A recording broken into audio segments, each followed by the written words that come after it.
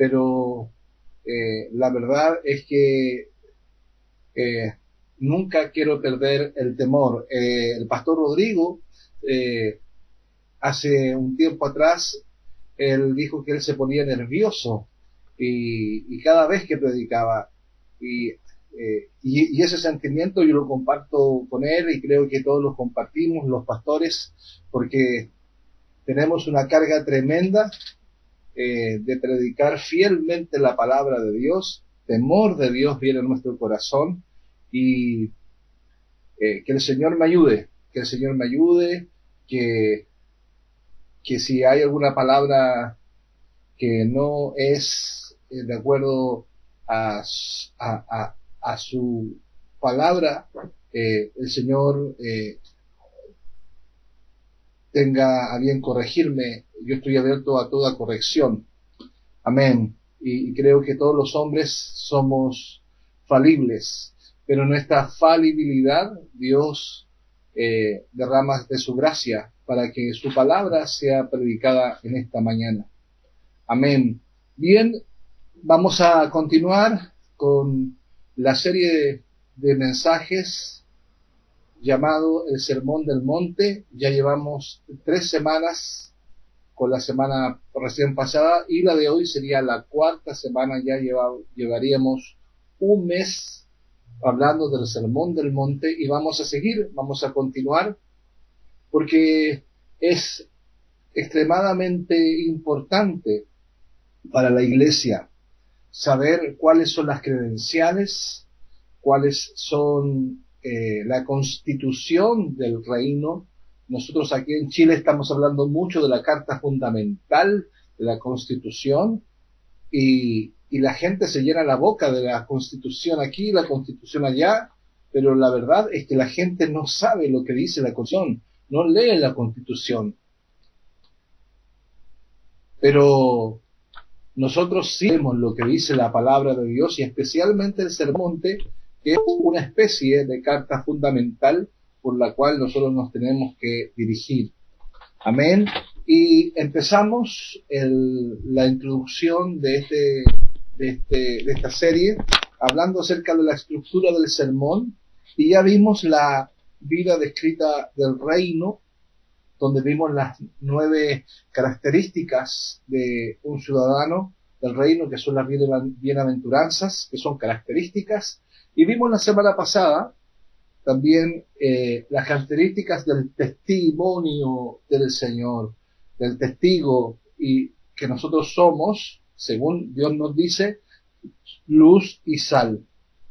Y ahora vamos a ver una segunda parte, que es la relación del nuevo pacto con el viejo. Y en esto vamos a ver hoy el cumplimiento de la ley, y la próxima semana veremos 6 etapas o 6 ejemplos como vemos el nuevo pacto en la relación del nuevo pacto con el viejo pacto. Amén. Así que hoy veremos este mensaje, el cumplimiento de la ley. Para eso vamos a leer la escritura en Mateo 5, capítulo 17, verso 20. Mateo 5, capítulo 17, verso 20. En el nombre del Señor leemos su palabra.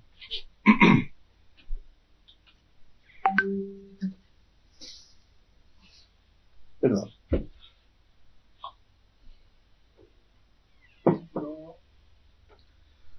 No penséis que he venido para abrogar la ley o los profetas. No he venido para abrogar, sino para cumplir.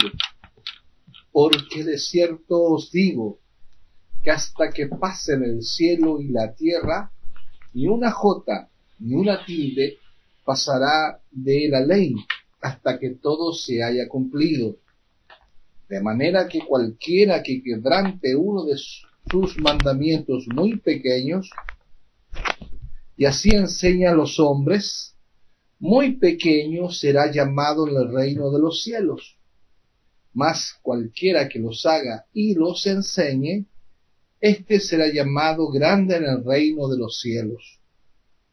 Porque os digo que si vuestra justicia no fuere mayor que la de los escribas y fariseos, no entraréis en el reino de los cielos. Amén.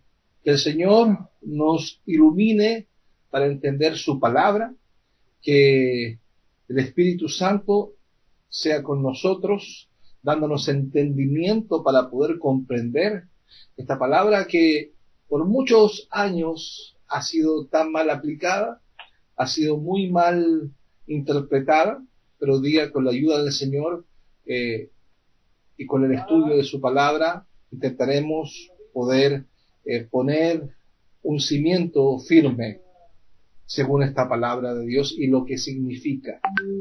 Amén. Bien, estos versículos son una continuación, con todo constituyen el comienzo de una nueva sección en el sermón. Nosotros vimos ya la parte introductoria del Sermón del Monte, que conlleva las bienaventuranzas y el testimonio, luz y sal. Ahora hemos visto hasta ahora que nuestro Señor se ha ocupado en describir al cristiano. Y justamente fue una descripción, lo que vimos en las 9 bienaventuranzas y la semana pasada cuando nos habló de que somos luz y sal. Primero se nos ha recordado lo que somos, sal y luz. Luego se nos ha dicho que siendo así debemos recordarlo siempre y hacer que nuestra vida sea tal que manifieste constantemente esa naturaleza esencial nuestra. Es como el padre que le dice al hijo que va a participar en la fiesta, le dice: hijo, recuerda quién eres, debes comportarte bien, recuerda que tienes una familia, una madre, un padre, deja bien puesto nuestro nombre. Esto ha venido diciendo nuestro Señor, que somos hijos de Dios y ciudadanos del reino de los cielos. Por lo tanto, nosotros tenemos que ir al mundo y dejar bien puesto su nombre. Aleluya. Debido a ello, tenemos que manifestar las características del Señor, las características de nuestra naturaleza. Lo hacemos así a fin de manifestar su gloria, no la nuestra, sino su gloria, y a fin de que otros lo glorifiquen a Él. Aleluya. Bien, hermanos, al llegar a este punto de la Escritura, que nos aparece el versículo 17 al 20, me llama la atención profundamente que Jesús hace un vuelco en su argumentación. Él dice: no penséis que he venido para. Ahora, reflexiono lo siguiente. ¿Por qué pensaban los discípulos que Jesús venía a abrogar la ley y los profetas? ¿Qué fue lo que vieron en Jesús que los hizo pensar que Él venía a echar por tierra la ley de Dios? ¿Venía a echar por tierra lo que habían dicho los profetas? ¿Por qué? ¿Por qué pensaban eso? Bueno, hasta ahora el ministerio de Jesús era muy diferente. Desde que llegó del desierto, Él empezó a predicar el evangelio del reino, a sanar a los enfermos, las dolencias del pueblo. Jesús criticaba fuertemente a los fariseos y escribas y a los religiosos que practicaban la ley. Por eso les dice: cuidado con lo que estén pensando, cuidado. Él sabía el efecto que produciría en la mente de los judíos ansiosos y sedientos de justicia social, y que veían a las autoridades religiosas venderse a los extranjeros impíos.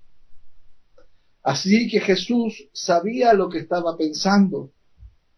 Jesús sabía lo que estaban pensando. Y Jesús sabe lo que estamos pensando tú y yo en este instante. Es lo que dice Jesús cuando está glorificado en la visión a Patmos, en Patmos, a Juan. Dice Apocalipsis 2:23, dice, y todas las iglesias sabrán que yo soy el que escudriña la mente y el corazón.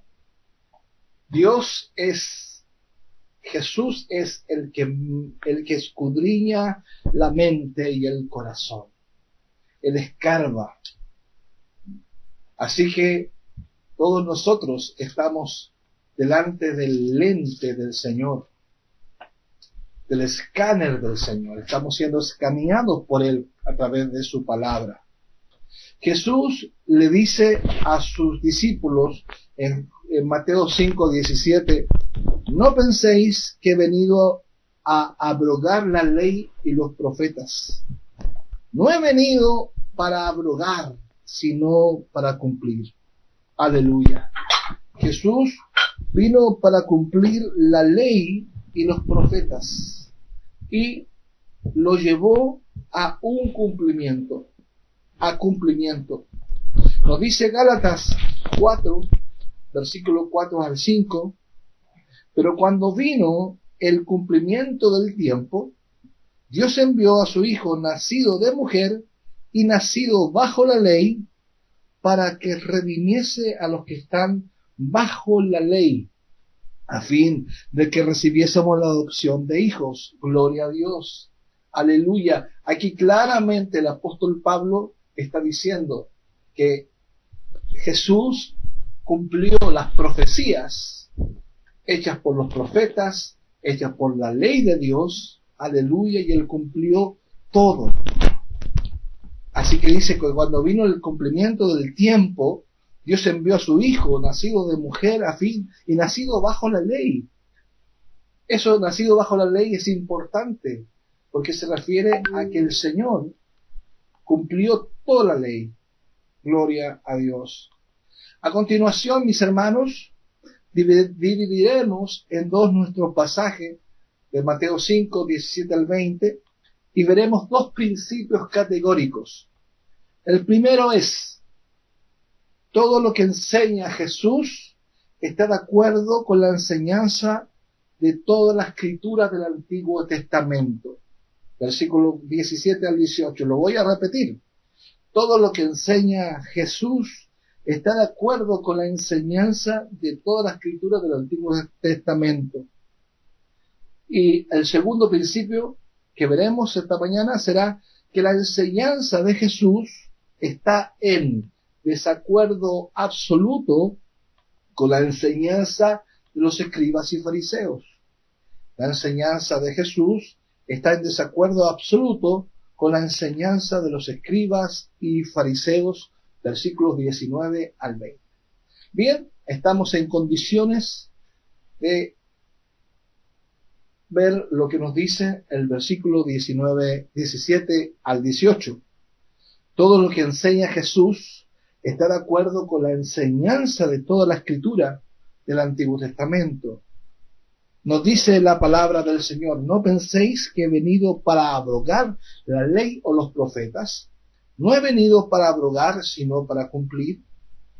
Porque de cierto os digo que hasta que pasen el cielo y la tierra, ni una jota ni una tilde pasará de la ley hasta que todo se haya cumplido. Gloria a Dios. Aquí, hermanos, la palabra clave de esta porción del texto es la palabra cumplir. La palabra cumplir viene del griego pleró, que significa hacer repleto, atiborrar, rellenar, proveer, satisfacer, llevar a cabo, completar, cumplir. Gloria a Dios. Claramente, Jesús es el único ser humano que puede cumplir la ley de Dios a cabalidad. Jesús es el gran y único cumplidor de las demandas de Dios, porque la ley tiene demandas, tiene exigencias. Los hombres no las podemos cumplir, pero Jesús sí.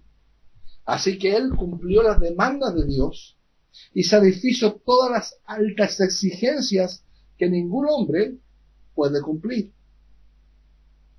Ahora, en el contexto, Jesús no había consumado su misión de sacrificar y morir en la cruz, pero él sabía que para qué había venido y había nacido en este mundo. Jesús sabía muy claro. Jesús no es como nos pintan algunas películas que se le reveló a los 17 años o 18 años su misión. No, Jesús sabía. Es más, a los 12 años, Jesús, cuando se perdió en el templo, o sea, no se perdió, sino que Jesús se perdió de sus padres y fue hallado en el templo. Él le dijo a María y a José, le dijo: en los negocios de mi padre me es necesario estar. ¿Qué comprensión tenía Jesús a los 12 años del propósito de Dios para su vida? Alabado sea Dios. Así que Jesús debía cumplir la ley y los profetas. Y Jesús cumplió la ley y los profetas, que significan el Antiguo Testamento entero. La ley mosaica, que está resumida en los 10 mandamientos, resumen estas demandas.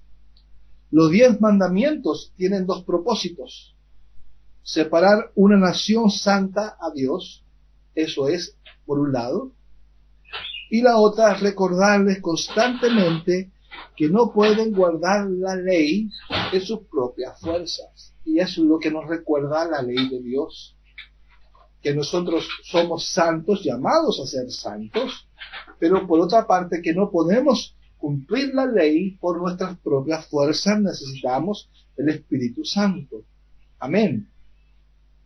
El propósito de los sacrificios era recordarles de su necesidad de perdón y de un Redentor que habría de venir. Los 10 mandamientos se dividen en dos partes. Primero, los 4 primeros mandamientos tienen que ver con nuestro deber hacia Dios. Y los otros 6, nuestra relación con los hombres. Toda la predicación y la enseñanza de Jesús tienen una concordancia precisa con la ley y los profetas.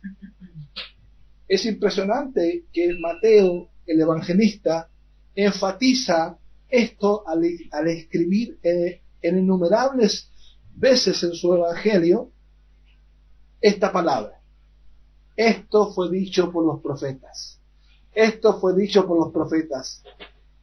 Señalando así que Jesús vino a cumplir todo lo dicho por la ley y los profetas. Gloria a Dios. El pasaje aquí nos dice, el verso 18, porque de cierto os digo que hasta que pasen el cielo y la tierra, ni una jota ni una tilde pasará de la ley, hasta que todo se haya cumplido. ¿Qué significa una jota y una tilde? Aquí nombran la jota, que para los que saben hebreo, la letra J, o la J es la letra hebrea Yod, que es la más pequeña de las letras del alfabeto hebreo. Y la tilde representaba uno de los rasgos en forma de cuerno que distingue alguna letra de otra muy parecida. No es la tilde de español, que es el acento. No, sino este es un cachito, es un cuernito que tiene y que la diferencia de otras letras. Aleluya. Estos ejemplos que Jesús dice aquí, porque dando ejemplo de la J y la tilde, lo que quiere decir que todas las escrituras tienen valor, que todas las escrituras son cumplibles. Hasta lo que puede parecer más insignificante tiene valor. Aleluya. Jesús cumplió toda la ley y los profetas. La seguridad, hermanos y hermanas, la seguridad que tenemos los hijos de Dios no radica en qué hacemos o en lo que no hacemos para Dios, sino que nuestra seguridad descansa en esto. Aleluya, en que el Hijo de Dios cumplió a cabalidad, cumplió Jesús toda la palabra, hasta la más pequeña de ellas. Aleluya. Todas las enseñanzas de Jesús están de acuerdo a la Escritura. Y no solamente la enseñanza, sino que Él cumplió toda la Escritura. Alabado sea Dios. Aleluya. Gloria a Dios. Hermanos, el segundo principio que veremos esta mañana es que la enseñanza de Jesús está en desacuerdo absoluto con la enseñanza de los escribas y los fariseos. Está en desacuerdo absoluto con la enseñanza de los escribas y fariseos. Vamos a leer 19 y 20. Dice: de manera que cualquiera que quebrante uno de estos mandamientos muy pequeños y así enseña a los hombres, muy pequeño será llamado en el reino de los cielos. Mas cualquiera que los haga y los enseñe, este será llamado grande en el reino de los cielos. Porque os digo que si vuestra justicia no fuera mayor que la de los escribas y fariseos, no entraréis en el reino de los cielos. Aleluya. Gloria al Señor. Aquí Jesús está llamando la atención. Jesús está haciendo una crítica. Y la crítica es a cualquiera que quebrante uno de estos mandamientos. ¿De cuáles mandamientos? De los mandamientos de la Torá, de los mandamientos de la ley de Dios, de los 10 mandamientos. En esa descripción cabemos todos y cada uno de los que estamos presentes en esta mañana y de todos los hombres del mundo. Es importante, hermanos, que seamos sinceros en esta parte. Seamos sinceros, hermanos, delante de Dios y dejemos de lado las máscaras. Saquémonos las máscaras. Saquémonos las máscaras. Todos hemos quebrantado, no uno, sino muchos de todos estos mandamientos. Aleluya. Dios tenga misericordia de nosotros. En la época de Jesús existía un grupo llamado los fariseos, que era un movimiento religioso, político y social muy importante, que se formó tras el sitio de Jerusalén y mantenían un celo por el cumplimiento de la ley. Nuestro Señor criticó las enseñanzas de los fariseos, los desenmascaró y los atacó con frecuencia. Eran admirados y seguidos por la gente, y la gente repetía sus enseñanzas. Los fariseos eran una especie de persona buena a seguir, como hace años, por lo menos hace 30 años atrás, eran los carabineros de Chile. Hace 30 años atrás los carabineros eran un modelo a seguir. Ahora sabemos que no, pero hace 30 años sí. Era como eso. Era un modelo a seguir. Pero Jesús aquí, en este pasaje, en el versículo 19, los trata como quebrantadores de la ley. Le dice que son quebrantadores de la ley. Ahora, los fariseos rechazaban por su parte a Jesús porque no era fariseo como ellos, ni había sido preparado como tal, porque los fariseos tenían una escuela muy muy, muy importante. No había asistido a escuelas de costumbre, no había llegado a la posición de maestro en un curso normal, y esto le creaba problemas. Se preguntaban ellos, ¿quién era este hombre? ¿Quién era este hombre? Ya que los fariseos y escribas eran los exponentes de las Sagradas Escrituras. Los exponentes de las Sagradas Escrituras en el tiempo de Jesús eran ellos, eran los escribas y los fariseos. Y los escribas y fariseos se decían para sí mismos, no cree en ellas, porque él está diciendo esto, ha venido a abolirlas. Bueno, Jesús compara a los ciudadanos del reino de Dios, y esto es muy importante, nos compara a ti y a mí, a los hijos de Dios, con los fariseos. Y dice que si vuestra justicia no fuese mayor que la de los escribas y fariseos, no entraréis en el reino de los cielos. Miren lo que dice. De nuevo, Jesús compara a los ciudadanos del reino de Dios con los fariseos y dice que si vuestra justicia no fuese mayor que la de los escribas y fariseos, no entraréis en el reino de los cielos. ¿A qué justicia se refiere? ¿A la justicia imputada, a la justicia que nos imputó Cristo en la cruz? ¿O más bien a una justicia práctica? Se refiere a la justicia práctica, a la justicia práctica. ¿Por qué? Porque estos hombres practicaban. Estos hombres eran lo que llamamos nosotros unos practicantes. Eran practicantes de su religión y eran conocidos de todos por hacer prácticas externas. Los fariseos eran conocidos por practicar su religión. Ellos demostraban que eran fariseos por lo que ellos hacían. Nótese algo importante, hermanos, en lo que voy a decir.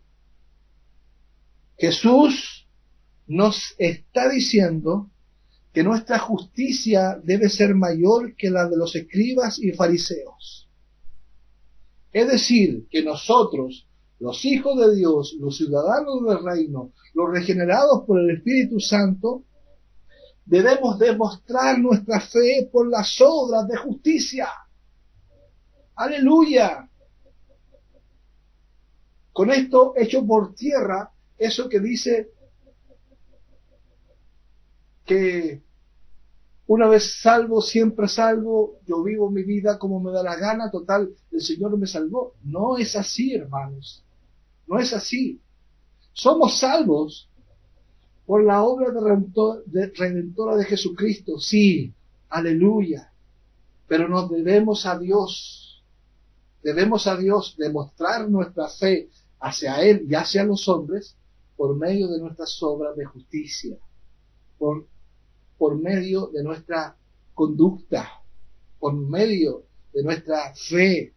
Gloria de Dios, gloria a Dios. La gracia del Señor se demuestra, se revela la gracia de Dios en lo siguiente. Vaya conmigo a Tito, capítulo 2, Tito, capítulo 2, versículo 11. Dice, porque la gracia de Dios se ha manifestado para salvación a todos los hombres. La gracia. Y la gracia nos dice, enseñando que renunciando a la impiedad. Número 1, tenemos que, ¿qué cosa? Renunciar a la impiedad. Renunciar a la impiedad. Los fariseos eran piadosos externamente. Nosotros tenemos que serlo internamente y externamente. Número 2, los deseos mundanos. Los fariseos aparentaban que no tenían deseos mundanos, pero sí los tenían. Nosotros tenemos que renunciar a los deseos mundanos. ¿Para qué? Para vivir en este siglo sobria, justa y piadosamente.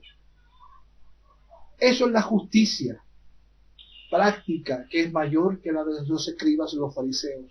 Nosotros lo podemos hacer, lo podemos cumplir porque somos regenerados por el Espíritu Santo, porque la gracia de Dios está con nosotros, porque el Señor cambió nuestro corazón. Si el Señor no cambia tu corazón, esto es imposible de hacerlo. Pero ciertamente le estoy hablando a hombres y a mujeres que el Señor ha regenerado sus corazones. Aleluya. Y nosotros tenemos el deber y la posibilidad y podemos vivir vidas que agraden al Señor en fe. Aleluya. Así que, gloria a Dios. No está diciendo el Señor que entremos al reino de los cielos y hacemos obras como los fariseos. No, sino que entraremos al reino de los cielos los nacidos de nuevo, que tienen como señal estas obras de justicia. ¿Y cuáles son las obras de justicia? Vamos a Santiago, y Santiago nos dice que la fe sin obras es muerta. Gloria a Dios.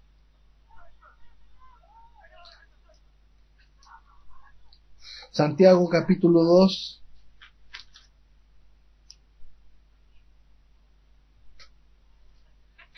Nos dice así.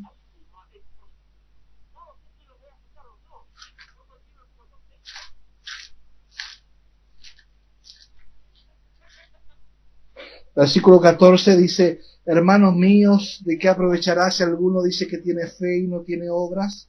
¿Podrá la fe salvarle? Si un hermano o una hermana están desnudos y tienen necesidad del mantenimiento de cada día, y alguno de vosotros les dice: id en paz, calentados y saciados, pero no le dais las cosas que son necesarias para el cuerpo, ¿de qué aprovecha? A eso se refiere, a esas obras, a que si tú ves la necesidad, la cubras, aunque tengas poco, con poco.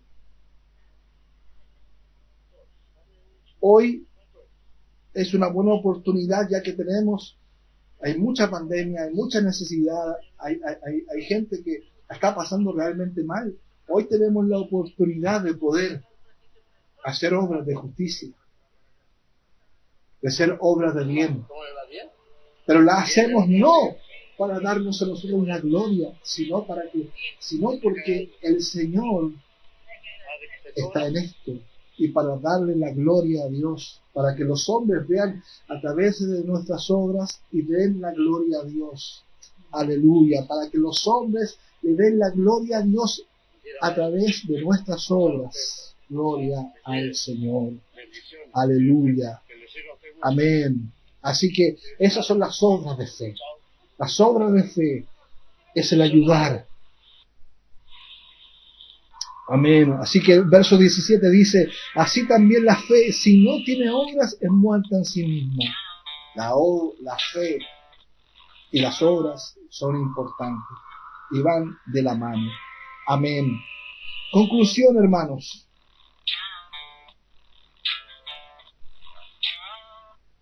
El Sermón del Monte es un tratado acerca de cómo se deben conducir los hombres y mujeres regenerados por el Espíritu Santo.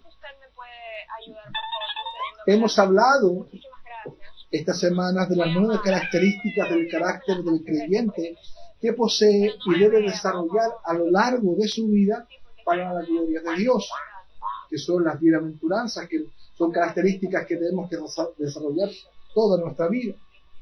La semana pasada hablamos del testimonio del creyente que dice Dios porque Dios dice que somos la sal de la tierra y la luz del mundo. Eso tenemos que creer que somos, porque Dios dice que somos la sal y que somos la luz. Hoy el Evangelio nos hace ver que Jesús no introdujo una nueva religión o nuevas leyes, sino que vino Él a ratificar, a cumplir la ley de Dios, los preceptos y mandamientos entregados en el Edén, que Adán y Eva desobedecieron, pero que nuestro Señor y Salvador Jesucristo cumplió a la perfección. Aleluya. Los fariseos se preguntaron cómo un hombre, sin la preparación sacerdotal y teológica que ellos tenían, podría cumplir la ley que ellos trataban de cumplir solo externamente y que la quebrantaban cada vez al intentar cumplirla. Jesús categóricamente dijo: yo vine a cumplir la ley y los profetas. Jesús resucitado les dice a los discípulos del camino de Emaús lo siguiente: entonces él les dijo: oh insensatos y tardos de corazón, para creer todo lo que los profetas han dicho.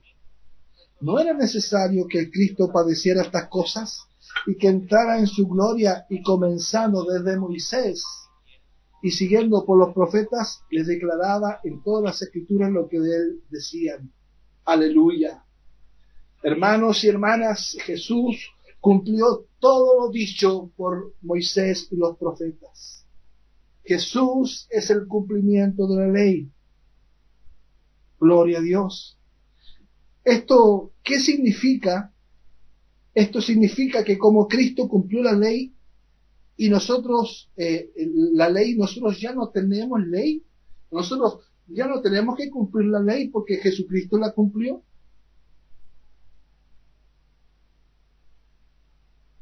Porque Cristo cumplió la ley, somos salvos, siempre salvos. O como dice irónicamente el apóstol Pablo, perseveraremos en el pecado para que la gracia sobreabunde. Jesucristo es el cumplimiento de la ley y los profetas, y nosotros como sus discípulos debemos exhibir una justicia práctica mayor que la justicia externa que mostraban los fariseos. Y esta justicia, hermanos y hermanas, debe estar basada en la ley del amor. Aleluya, la ley del amor. Como dice Pablo en Gálatas 5:14. ¿Quién está? Gálatas 5:14, muy importante este verso. Abajo. Porque toda la ley en esta sola palabra se cumple. Porque toda la ley en esta sola palabra se cumple. 2 puntos. Amarás a tu prójimo como a ti mismo. Gloria a Dios. Amarás a tu prójimo como a ti mismo. De nada sirve decir que yo amo a Dios si no amo a mi prójimo. ¿Y quién es tu prójimo? Le preguntaron a Jesús: ¿quién es tu prójimo? Y él contó la parábola del buen samaritano. Nuestro prójimo es la persona más cercana que está a nosotros, la más próxima. La más próxima es mi esposa, mis hijos. Gloria a Dios. Y el buen samaritano es Jesús. Jesús es el buen samaritano que va a la ayuda nuestra de tu prójimo. Jesús está en nosotros, hermanos. Jesús está dentro de nosotros. Jesús está en nosotros. Así que nosotros tenemos que acudir en ayuda de las personas porque Jesús vive dentro de nosotros. El amor al prójimo es un acto de amor de Dios.